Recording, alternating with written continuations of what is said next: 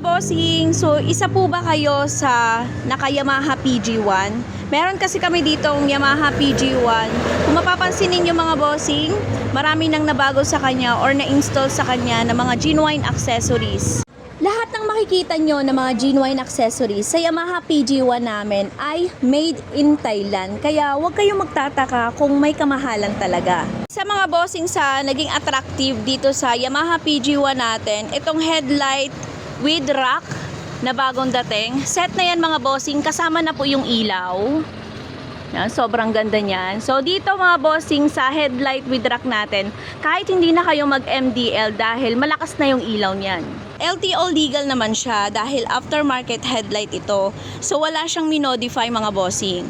Medyo may kamahalan lang siya dahil imbiker design. Ayan guys, so may tatak talaga siya na imbiker design. Ready na kayo mga bossing at may budget na po kayo na i-upgrade ang inyong mga Yamaha PG1. Available yan dito sa Galaera Moto Gears. So nagkakahalaga lang po ito ng 7,000 pesos. Pero mga bossing, kung ang gamit nyo pa ay yung stock nyo na headlight, kagaya nito, meron din po tayo ditong headlight cover. So nagkakahalaga naman po ito ng 1,700 pesos. So punta na lang kayo dito sa Galaera Moto Gears. Yan, tingnan nyo yung PG1 namin kung ano yung mga magugustuhan ninyo na i-install sa mga PG1 ninyo. Okay, located po tayo sa Bigawan Silang, Cavite. Search nyo lang po sa Google Map ang Galaera Moto Gears.